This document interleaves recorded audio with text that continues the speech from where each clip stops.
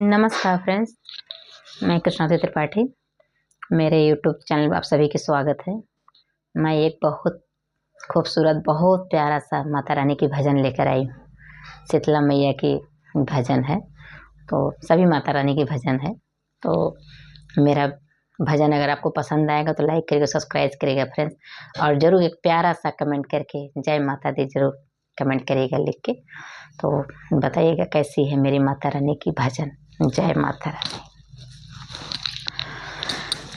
गलिया के गलिया घूमले शीतल मैया हो के कर घरवाना, जल दिया ना सारे रतिया हो के करे घरवाना।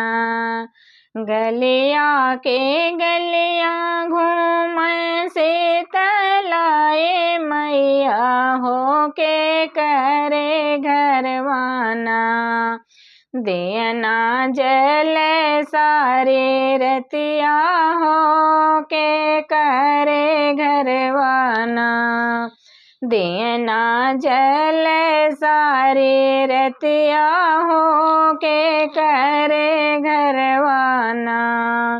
देना तो जल ओही मालिया के घरवा हो के जौन मलियाना, गजला गुछ सारी रतिया हो के जौन मलियाना, गजला गुछ सारी रतिया हो के जौन मलियाना। गलिया के गलिया घूम शीतलाए मैया हो के कर घरवाना, देना जल सारी रतिया हो के करे घरवाना, देना जल सारी रतिया हो के करे घरवाना।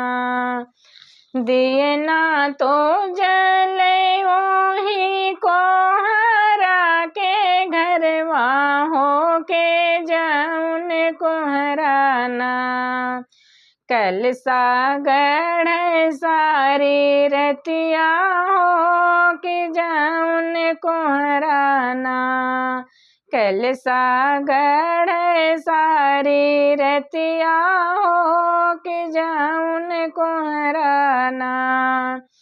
गलिया के गलिया घूमले शीतलाए मैया हो के करे घरवाना, देना जल सारी रतिया हो के करे घरवाना, देना तो जल ओही कहरा के घरवा हो के जौन कहराना, घड़ीला भर सारी रतिया हो के जौन कहराना, घड़ीला भर सारी रतिया हो के जौन कहराना। गलिया के गलिया घूम शीतला मैया हो के करे घरवाना, देना जल सारी रतिया हो के करे घरवाना, देना जल सारी रतिया हो के करे घरवाना। देना तो जल ओही पंडित के घरवा हो के जौन पंडित ना, देना तो जल ओही पंडित के घरवा हो के जौन पंडित ना, पोथिया बाँचे सारी रतिया हो कि जाऊन पंडित ना। पोथिया बाँचे सारी रतिया हो के जाऊन पंडित ना। गलिया की गलिया घूमे शीतलाए मैया हो के कर घर माना। दिए ना जल सारी रतिया हो के करे घर माना। दिए ना जल सारी रतिया हो के करे घर माना। दिए ना तो जल ओही सोनरा के घरवा हो के जाऊन सोनराना।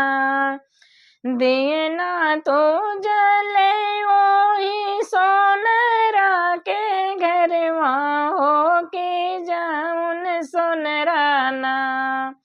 नथनी गढ़ दिन रात हो के जाऊन सोनराना। नथनी गढ़ सारी रतिया हो के जाऊन सोनराना। गलिया के गलिया घूम से तलाए मैया हो के करे घर माना। हो के करे घर माना।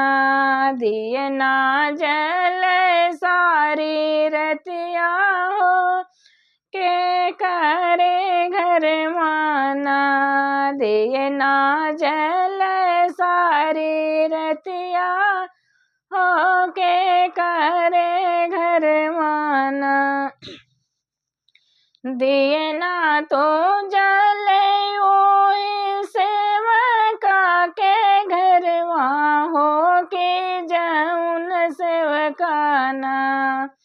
दिए ना तो जल ओही सेवका के घरवा हो के जाऊन सेवकाना। भजन कर सारी रतिया हो के जाऊन सेवकाना। बिनती कर सारी रतिया हो के जाऊन सेवकाना। भजन कर दिन रतिया हो के जाऊन सेवकाना। अर्जी कर दिन रतिया हो के जाऊन सेवकाना। गलिया के गलिया मैया घूम ले से तल मैया हो के करे घर माना। दिए ना जल सारी रतिया हो के करे घर माना। दिए ना जल सारी रतिया हो के करे घर माना।